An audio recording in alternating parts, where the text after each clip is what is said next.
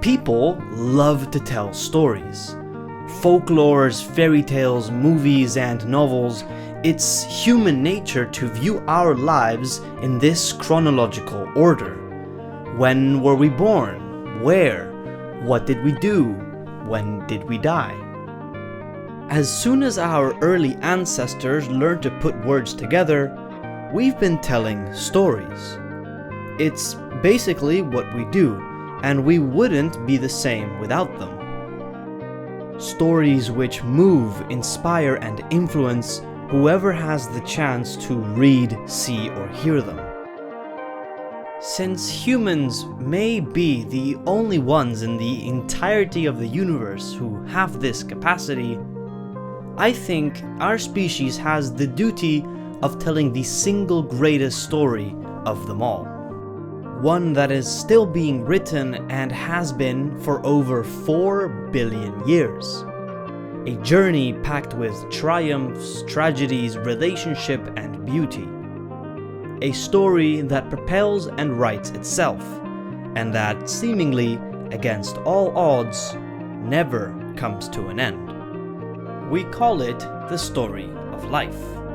The single most complicated, convoluted, interconnected journey that we know of. This video is going to be the first installment of a new series, which I will dedicate to walking you through life's geological, historical, and evolutionary timeline. From its explosive origins, the colonization of land, near-death experiences, and eventually, the birth of the world that you and I are a part of. So without further ado, here is the first chapter of the greatest story.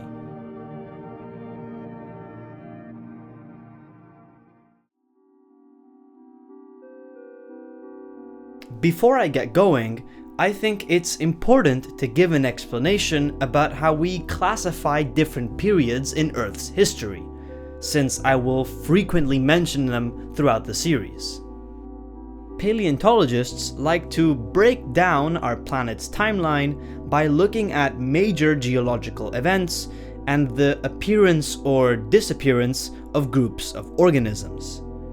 For example, how the extinction of the non-avian dinosaurs marked the end of the Cretaceous period and we moved into the Cenozoic era, the one that we find ourselves in today.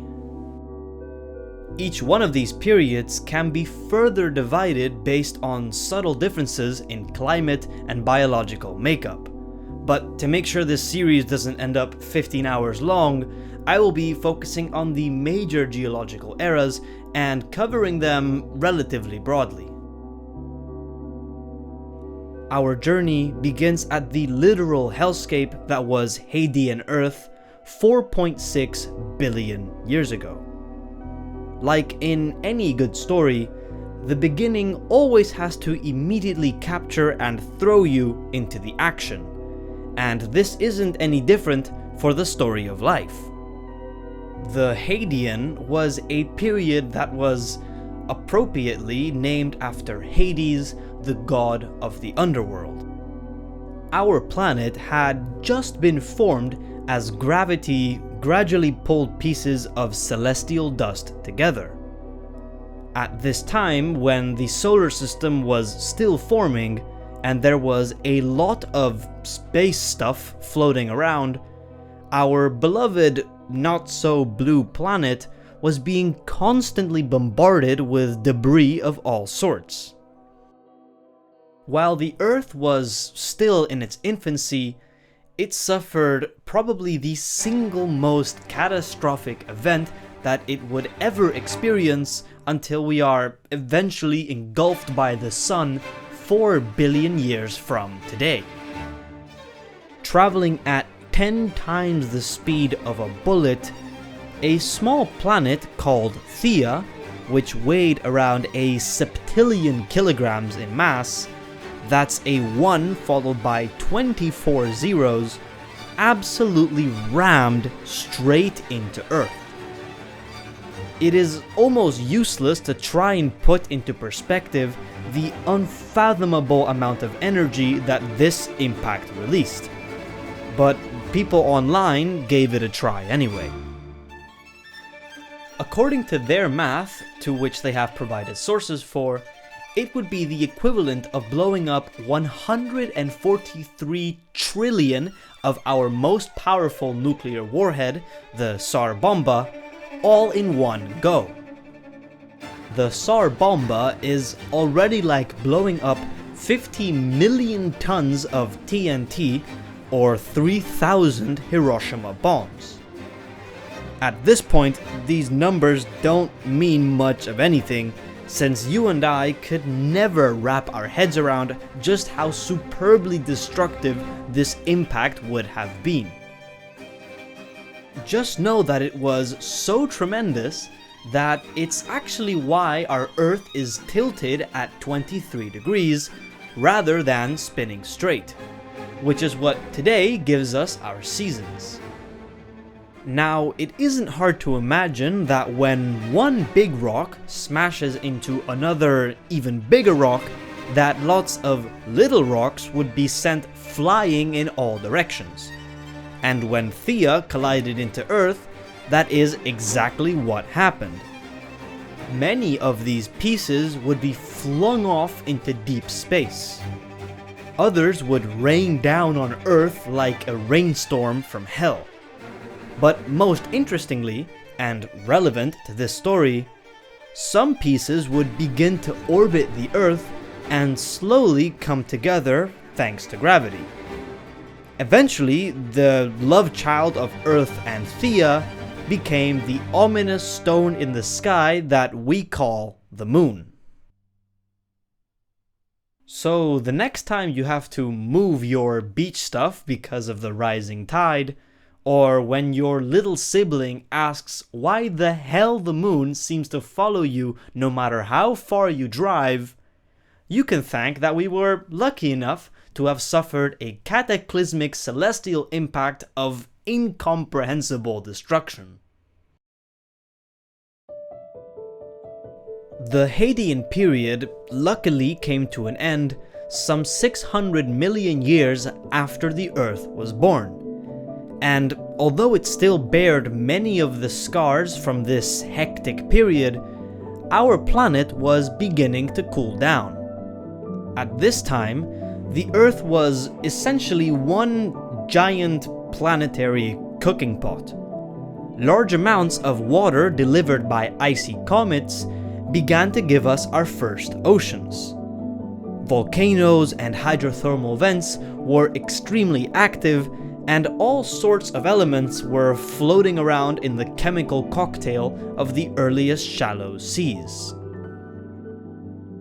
Somewhere, somehow, in this quiet and lifeless time, the right material was at the right place and time, so that the laws of physics could create a series of chemical reactions that would form the first building blocks of life.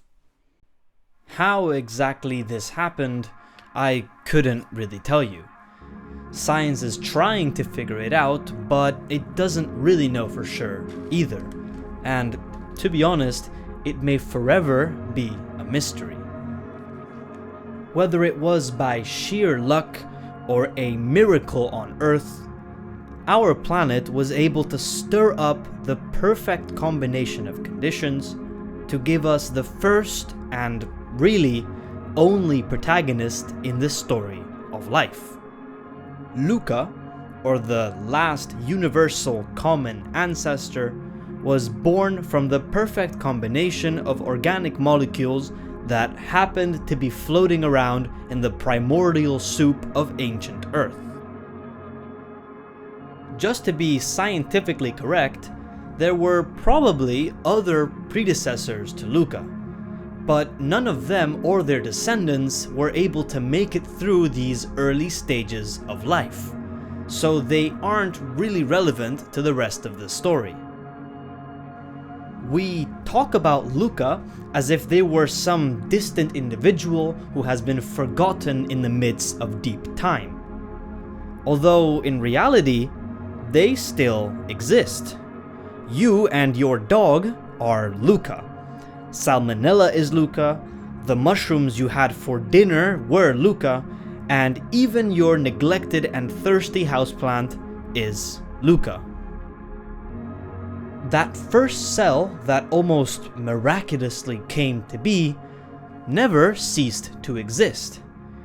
Everything that is alive today, in the past and in the future, can be traced back to the single lonely cell born an eternity ago. LUCA's loneliness would not last for very long. All living things are essentially self-replicating factories. It is basically the very purpose of our existence. The bodies and behaviors of everything we classify as alive have become the way that they are in order to be the best adapted to making other little versions of themselves. Shortly after LUCA had emerged from the primordial soup, they got to work. 1 became 2, then 2 became 4, then 8, 16, 32, and so on. Quickly, the warm, shallow seas of the Archean hosted a plethora of early cellular life. And for another 1.5 billion years, the green microbial sludge would slowly expand across the globe. To the naked eye, this period of life's history may seem a bit mundane, which is actually why paleontologists call it the boring billion.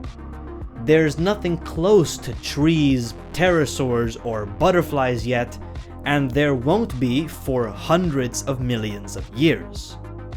However, around 2.7 billion years ago, another pivotal moment for life was taking place.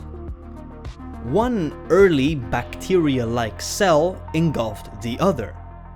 However, instead of digesting it, the smaller one stuck around inside the membrane of the larger one. They formed a symbiotic relationship. The small cell would provide organic molecules like adenosine triphosphate, which is essentially the fuel for almost all biological processes, in exchange for protection by the larger cell. Their fates became forever intertwined, and from this intimate relationship, a completely new form of life was born. You are a eukaryote, one of the 3 main domains of living beings, the other 2 being the archaea and bacteria. This descendant of LUCA, which we call LICA for last eukaryotic common ancestor, will make up the rest of this journey, as they basically cover everything we can find in the fossil record today. And it's also a bit more interesting than the evolution of E. coli and its relatives. Once the first eukaryotes emerged, they quickly branched off into 2 separate directions. One would become the protozoans, the rulers of the minuscule world that surrounds us. The other became the ancestor of plants, animals, and fungi. What made LICA and their descendants so significant to this story is that they basically make up the cycle of nutrients that most of life will depend on for the rest of its history. Early plants began to turn carbon, hydrogen, oxygen, and light into complex molecules which we call sugars. Sugars which were very appealing to the hungry ancestor of animals and fungi. Some of you may already know that truffles and turtles are more closely related to one another than either of them are to tulips. Our common ancestor with moldy bread could not magically synthesize the nutrients it needed by soaking up the sunlight. We needed to eat, or more specifically, we needed to consume other organic molecules in order to get our essential nutrients, the nutrients that we need to keep living. As you can probably imagine, there's a few differences with how tigers and the mold on blue cheese like to eat. The ancestor to all animals would ingest its food and process it within the cell, whereas the one of fungi released digestive enzymes onto what it wanted to consume and then absorbed the essential nutrients that it broke down. And actually, fungi's tendency to barf out their digestive fluids is what would later allow for the colonization of land. But we will get to that in a few million years. Plants making sugars through photosynthesis, animals eating plants, and fungi decomposing the dead is basically the foundation of the carbon cycle that we depend on today.